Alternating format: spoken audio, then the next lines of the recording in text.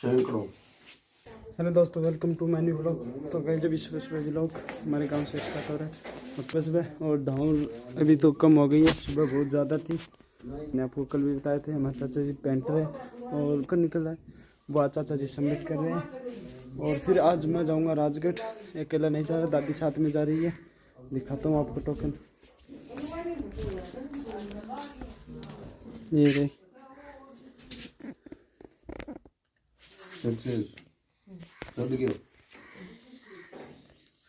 कितना महीना रह रहे चाचा जी? और भी क्या कर रहे हो चाचा जी? YN हाँ क्या हो क्या कर रहे हो? गड़ा बनाऊं दी कैसा नहीं गए टोकन चढ़ा रही हूँ। कलर का टोकन चढ़ा रही हूँ। अच्छा, कितना महीना टोकन चढ़ा रहे हैं? कितना महीना गए? पिछले 6 महीना का बाकी बढ़िया है यार। हाँ, हमारी मोबाइल में एक ऐप है, सुविधा ऐप है जो की टोकन चढ़ेगा। और फिर आगे क्या हुआ है कि मतलब हमारो एक पॉइंट सिस्टम है कि मार्च कितना पॉइंट बने, अभी पॉइंट के हिसाब में फिर जो की कंपनी है ना भाई इनाम डिक्लेयर करे। तो मेरे कन भी बहुत सारा अब देखो तो आधा ज्यादा तो मैं चढ़ा दिया हमें, पर लगभग 200-250 टोकन अभी तक और है मार्केट में मौजूद है पड़े हैं। और आने में लगातार कोशिश करते चढ़ाने की।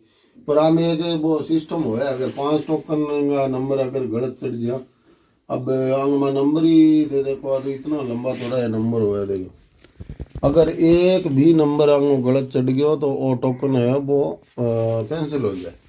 वो फिर अगले दिन ही जाके ऐप दोबारा खुले दिन ब्लॉक कर जाए। इनका चढ़ना बहुत ज्यादा मुश्किल हो रही। यूँ अलावा भी अगर मैं तुम्हें दिखाऊं तो मेरे को टोकन और भी है रे। ये ले भाई, ये देख, ये अभी भी हाँ ये चढ़ना बाकी है। सारा टोकन है चढ़ेगा इतना, ढेरों टोकन है, ढेरों सैकड़ों है ना। सारा टोकन चढ़ाऊंगा फिर देखा कितना बना है, कितना नंबर बना है, क्या बना है। और इनाम तो मिलेगा, इनाम में तो माना देगा, एक तो अलमारी मिली है। पिछली बार ये मेरे चाचा जी को इन्हीं टोकनों के थ्रू मिली थी। सबसे बड़े इनामों में एक तो ये गोदरेज और एक साइकिल जो मैं आपको दिखाने वाला हूँ अभी। और अभी जो ये टोकन सबमिट कर रहे हैं, फिर इनके थ्रू भी कुछ इनाम मिलने वाला है हमारे चाचा जी को। और दूसरा इनाम ये मिला, ये भी टोकन के थ्रू ही मिला है मेरे चाचा जी को। तो गाइस अभी नहा धो के खाना खा रहे हैं और फिर जाएंगे राजगढ़। साथ साथ गरम गरम रोटी, बड़ी की सब्जी कल बनाई, कल परसों करके छुट्टी बड़ी। कौन सी दाल की है मम्मी? बड़ी मोठाई दाल की बड़ी चुंटी जे। ये हमारा जी महाराज बालाजी देखिए वजन कर दिया। अकेला आया था तब बस बैग थी, अभी ये और कर दिया। अजय छोड़ने जा रहा है और ऐसी दौड़ में जा रहे हैं हम सुबह सुबह ठंड में। लाइट तो सही जा रही है।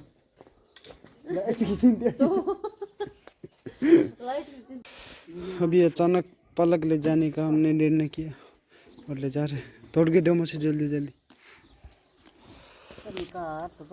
आएगी पलक? अरे तेरी मम्मी की सारी आ गई। अरे मन बड़ी सवाल आ गया पल कैसे बेटा तो शुरू कर दी गे। मैं तो जड़ा समेत पाड़ ली।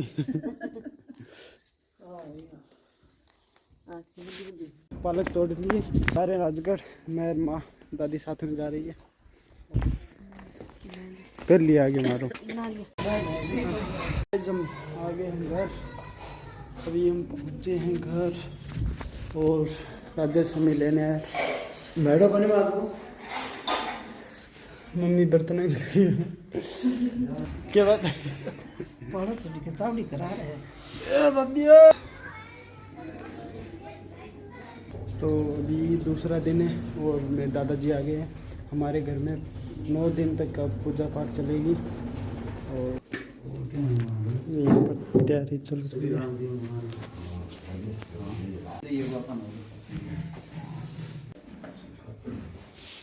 चल रही है तैयारी।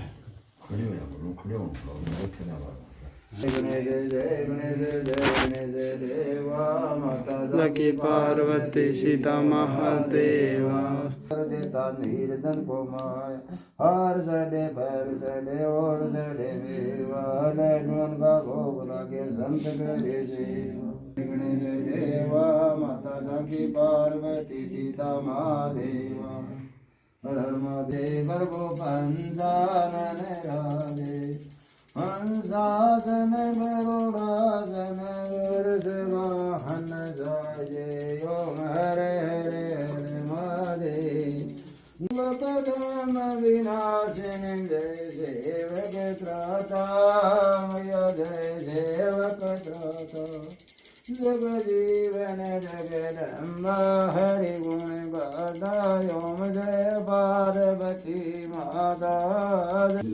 हाँ ये तक कही है चार अब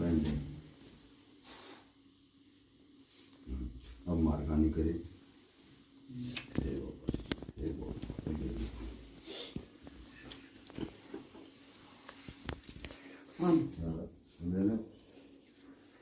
माफी दिया दुकान दादा के दिया पाँव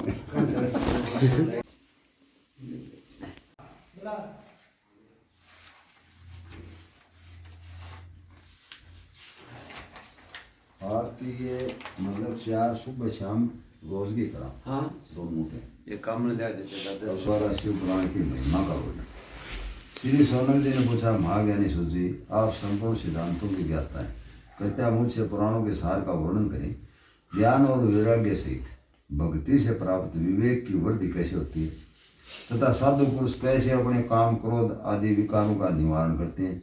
इस कलयुग में सभी जीव आसुरी स्वभाव के हो गए।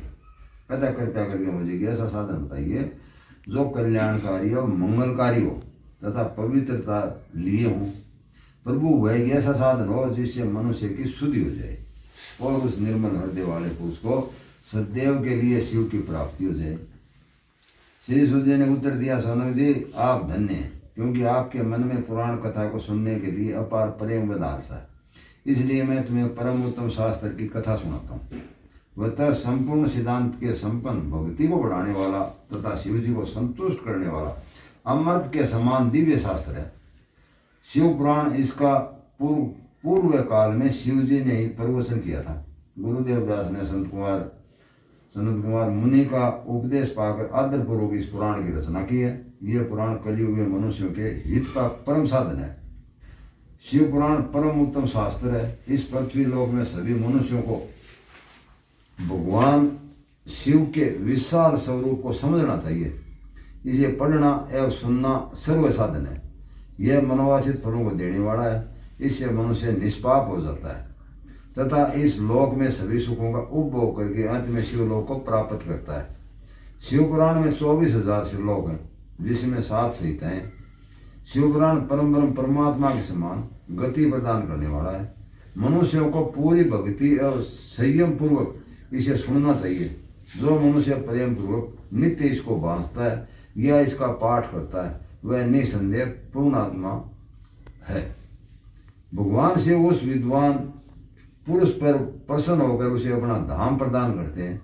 प्रतिदिन आदरपूर्वक शिव पुराण का पूजन करने वाले मनुष्य संसार में संपूर्ण भोगों को भोगकर भगवान शिव के पद को प्राप्त करते हैं। वे सदा सुखी रहते हैं। शिव पुराण में भगवान शिव का सर्व सुख है। इस लोक और परलोक में सुख की प्राप्ति के लिए आदर पूर्वक इसका सेवन करना चाहिए। यह निर्मल शिव पुराण धर्म अर्थ काम और मोक्ष रूप चारों पुरुषार्थों को देने वाला है, अतः सदा प्रेम पूर्वक इसे सुनना एवं पढ़ना चाहिए। समझ में आवे कि क्या कोई सही है नहीं वो कोई जल्दी उतरा तो नहीं पढ़ूं ना ये सब सही आवे समझ हाँ।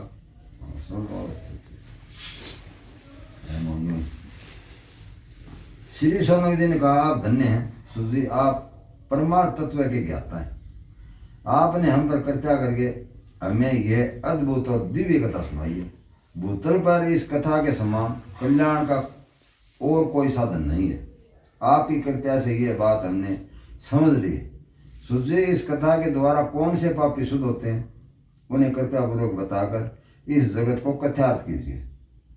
सुझे बोले मुने, जो मनुष्य पाप दुराचार तथा काम क्रोध मद लोभ में निरंतर डूबे रहते हैं, वे भी शिव पुराण पढ़ने अथवा सुनने से शुद्ध हो जाते हैं तथा उनके पापों का पूर्णतया नाश हो जाता है। आ गया कमरों में जा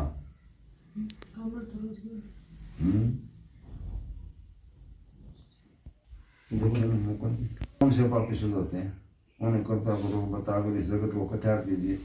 सुझे और मुनि, जो मनुष्य पाप दुराचार तथा काम क्रोध मद लोभ में निरंतर डूबे रहते हैं, वे भी शिव पुराण पढ़ने अथवा सुनने से शुद्ध हो जाते हैं तथा उनके पापों का पूर्णतः नाश हो जाता है। इस विषय में मैं तुम्हें एक कथा सुनाता हूँ। बहुत पहले की बात है, किरातों के नगर में देवराज नाम का एक ब्राह्मण रहता था। वह ज्ञान में दुर्लभ, गरीब, रस बेचने वाला तथा वैदिक धर्म से विमुख था। वह स्नान संध्या नहीं करता था तथा उसमें वेश्यावृत्ति बढ़ती जा रही थी। वह भक्तों को ठगता था। उसने अनेक मनुष्यों को मारकर उन सब का धन हड़प लिया था। उस पापी ने थोड़ा सा भी धन धर्म के काम में नहीं लगाया। वह वेश्यागामी तथा आचारवश था। एक दिन वह घूमता हुआ देवयोग से प्रतिष्ठानपुर झूसी प्रयाग जा पहुंचा। वहां उसने एक शिवालय देखा जहां बहुत से साधु महात्मा एकत्रित हुए थे। देवराज वहीं ठहर गया। वहां रात में उसे जमर आ गया और उसे बड़ी पीड़ा होने लगी। वहीं पर एक ब्राह्मण देवता शिव पुराण की कथा सुना रहे थे। जमर में पड़ा देवराज भी ब्राह्मण के मुख से शिव कथा को निरंतर सुनता जा रहा था।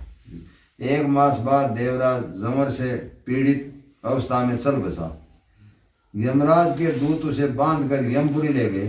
तभी वहां शिवलोक से भगवान शिव के पार्षद गण आ गए। वे कपूर के समान उज्जवल थे। उनके हाथ में त्रिशूल, संपूर्ण शरीर पर भस्म और गले में रुद्राक्ष की माला उनके शरीर की शोभा बढ़ा रही थी। उन्होंने यमराज के दूतों को मार पीट कर देवराज को यमदूतों के चंगुल से छुड़ा लिया और वे उसे अपने अद्भुत विमान में बिठाकर जब कैलाश पर्वत पर ले जाने लगे तो यमपुर में कोलाहल मच गया।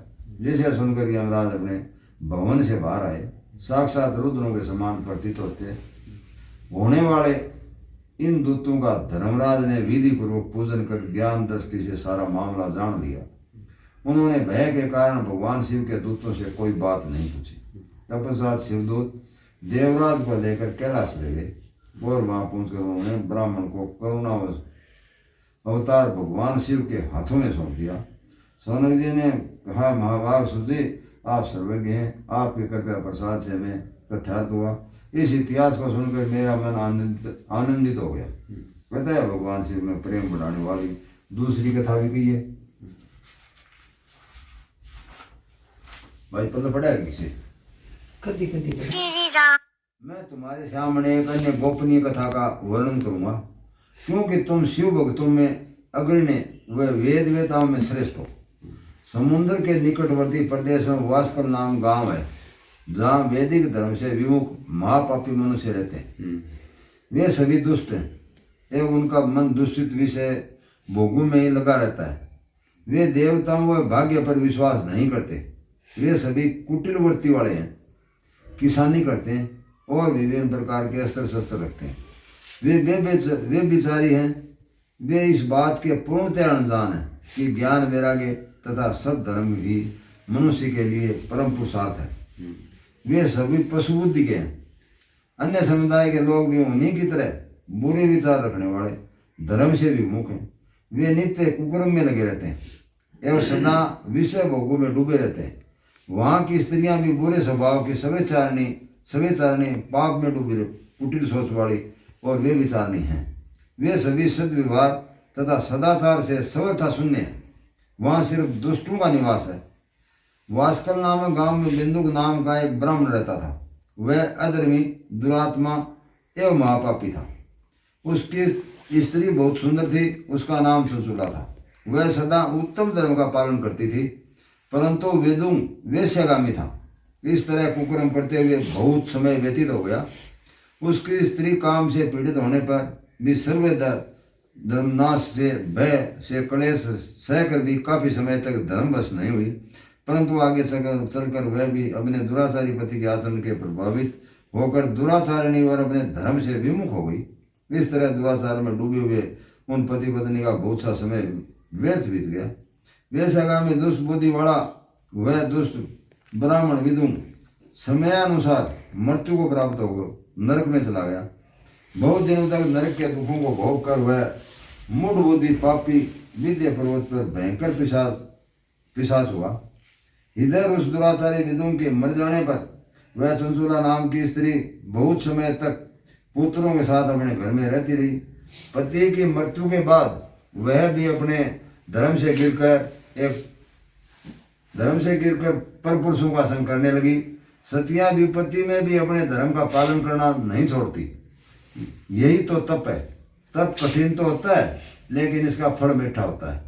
विषय इस सत्य को नहीं जानता, इसलिए वह विषयों के विषफल का स्वाद लेते हुए भोग करता है। एक दिन देवयोग से किसी पुण्य पर्व के आने पर वह अपने भाई बंधुओं के साथ गोकर्ण क्षेत्र में गई। उसने तीर्थ से जल में स्नान किया एवं बंधुजनों के साथ यंत्र तंत्र घूमने लगी। घूमते घूमते वह एक देव मंदिर में गई और वहां उसने एक ब्राह्मण के मुख से भगवान शिव की परम पवित्र एवं मंगलकारी कथा सुनी। कथावाचक ब्राह्मण कह रहे थे कि जो स्त्रियां व्यभिचार करती हैं वे मरने के बाद जब यमलोक जाती हैं तब यमराज के दूत उन्हें तरह तरह से यंत्रणा देते हैं। वे उसके कामांगों को तपत लोहा दंडों से दागते हैं। तपत लोहा के पुरुष से उसका संघर्ष कराते हैं। ये सारे दंड इतनी वेदना देने वाले होते हैं कि जीव पुकार पुकार कर कहता है कि अब वह ऐसा नहीं करेगा, लेकिन यमदूत उसे नहीं छोड़ते। कर्मों का फल तो सभी को भोगना पड़ता है। देव ऋषि मनुष्य सभी इससे बंधे हुए हैं।